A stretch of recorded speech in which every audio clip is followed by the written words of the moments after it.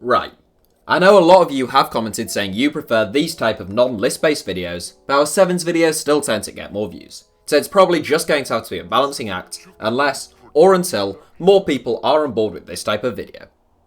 Today we're going to be taking a look at Diego Maradona's idol growing up, Ricardo Enrique Bochini. But before that, I just want to quickly comment on something.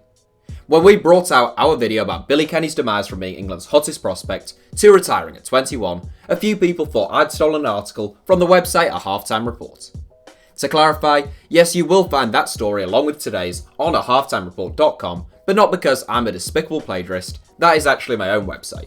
And since we've been doing more of these type of video, I wanted to cover some topics that I found interesting in the past with a bigger audience than they ever got on my old website. Also, as with our Billy Kenny video, we don't have a huge number of images of Ricardo Bochini in our database, so I'll try to include relevant images, but you might want to treat this as more of a podcast experience. Right, enough of me nattering, here is the story of Ricardo Bochini. Ricardo Bochini is a legend in South America, yet his name would mean very little to most European football fans. El Boccia, as he is commonly referred to, is a curious figure of footballing history. Beautifully expressive on the pitch, yet intensely shy off it, Bochini was described by the columnist Hugo Anch as a midget, ungainly, imperturbable, without a powerful shot, nor header, nor charisma. All of these things make Bochini the most unlikely of idols for Diego Maradona, who was one of the most graceful and charismatic figures the game has ever seen, as well as packing a venomous shot. Bochini was, however, a player of outstanding technical ability and understanding of the game, epitomised by his ability to pull off the technique the Argentinians call la pausa, which Bochini was considered a master of. Born in Zárate, 60 miles north of the wellspring of footballing talent that is Buenos Aires, Bochini found himself on the periphery of Argentina's footballing hub. This meant a route into the game wasn't as simple for Bochini as it was for the kids who grew up in Buenos Aires itself. He began playing for his local team Belgrano as a youngster and had already caught the eye of local side Villa Dalmine in his early teens, but he chose to remain at Belgrano. Instead, his father took him into Buenos Aires for a number of trials at the country's biggest clubs. His technical ability was obvious, but many teams were wary due to his lack of pace, power and size. San Lorenzo and Boca Juniors both turned down Bochini before he had a successful trial at Independiente, impressing sufficiently to earn himself a youth contract in 1971, age 17. It was a strong Independiente side that Bochini had joined, with almost their entire starting 11 having been capped by Argentina at full international level. Despite this, Bochini did enough to convince the club's coach and former Argentina captain, Pedro de Lacha, that he merited a place in the first team squad after just a year at the club. He made his first team debut in June 1972 as an 18-year-old, where he came on as a second-half substitute against River Plate.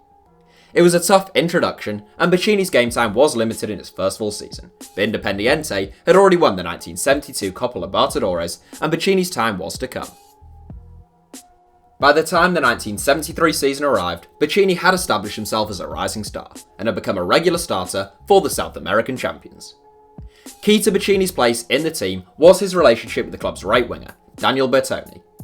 Bertoni is better known to European fans as a result of his move to Europe in the late 1970s, where he went on to play for Sevilla, Fiorentina, Napoli and Udinese. Between them, Bertoni and Bochini played some wonderful football, and together they guided Independiente to retain the Copa Libertadores title in 1973, and go one better than the previous year by winning the Intercontinental Cup against Juventus, their first success in that competition. That game announced Bochini as a talent worthy of note and was still regarded by many as one of his finest performances when he hung up his boots 18 years later. In a game which Juventus dominated, Bochini was the shining star for the Argentinian side at 19 years of age. Independiente goalkeeper Miguel Angel Santoro made a series of marvellous saves, as Juventus hit the post and blazed a penalty over the crossbar before Bochini decided the game. It was his combination play with Daniel Bertoni which proved deadly once more, against the European runners-up.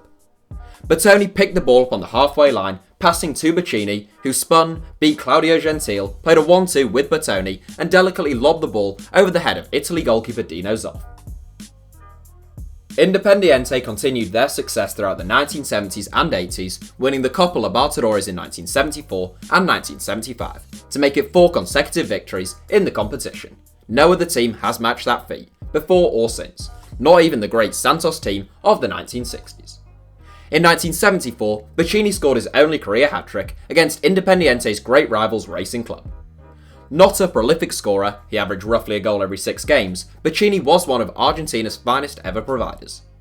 A revered playmaker who was respected and feared throughout Argentine football, he was a master of la pausa, the Argentine word for when a player just delays a pass, anticipating that his intended target will soon be better placed to receive the ball.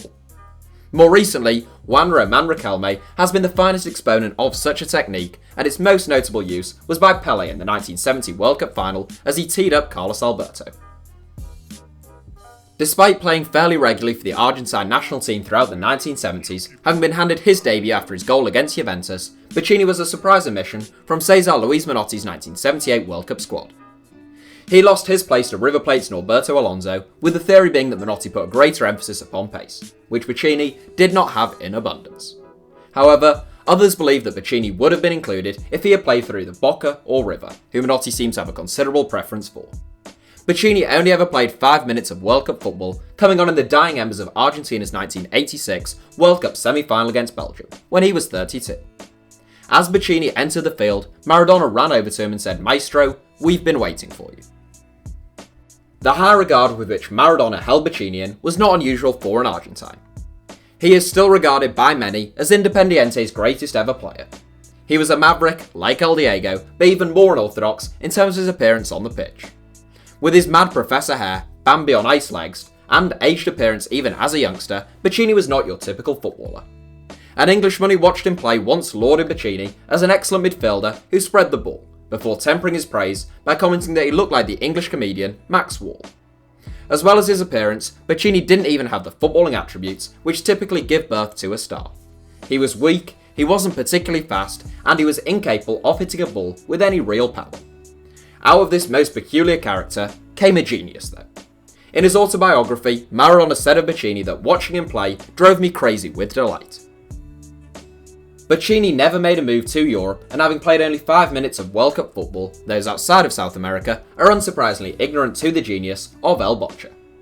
Fans of Juventus and Liverpool may have seen him play once, if they watched their team's Intercontinental Cup final ties, in which Bochini and Independiente emerged victorious on both occasions. In total, Bochini spent 19 years at Independiente, playing 740 games for the club, the 7th most of any player for a single club in history. 68 more than Ryan Giggs played for Manchester United, 93 more than Paolo Maldini played for AC Milan, and 236 more than Tony Adams played for Arsenal. He won the Argentine Primera Division 4 times, the Copa Libertadores 4 times, the Copa Interamericana twice, the Intercontinental Cup twice, and the World Cup once, although his involvement in that last success was rather less significant. In 1983, he beat the likes of Diego Maradona, Mario Kempes, and Daniel Passarella to be named the Argentine Footballer of the Year. Bochini retired in 1991. He briefly managed Independiente and now works in an ambassadorial role for the club. There is a street outside the club stadium named in his honour, and the term Pass Bochinesco, meaning Bochinesque pass, is still in common parlance in Argentina, and simply refers to any pass which puts a player through on goal one-on-one with the goalkeeper. He is widely regarded as Independiente's greatest ever player, and it remains a great honour for any player to be bestowed with Bochini's number 10 shirt at the club. Those that have followed him in that respect include the likes of Angel Morales, Daniel Montenegro, and Sergio Aguero, but none have endeared themselves to the El Rojo faithful quite as Bochini did, and one suspects no one ever will. So that's it for today's video. But before we go, my boss has asked me to put a couple of feelers out to see what people thought about the idea of HITC YouTube merchandise. I know a lot of you have commented about this in the past, although I was never quite sure if you were joking or not, but I never dared bring it up to him as I figured he'd laugh me out of the room.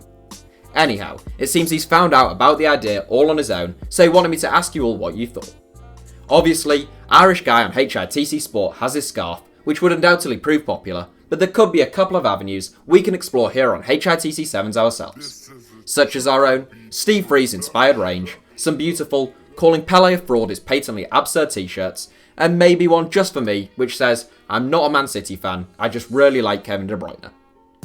As you can see, it's still very much in the developmental stage, but do let us know what you think in the comments along with any future video ideas you may have, as you always do. That's it for today's video. Thanks for watching, let us know your thoughts in the comments and any future video ideas you'd like to see from me. Give us a like if you enjoyed the video, and as always, make sure to subscribe to the channel and turn on notifications if you enjoy our content.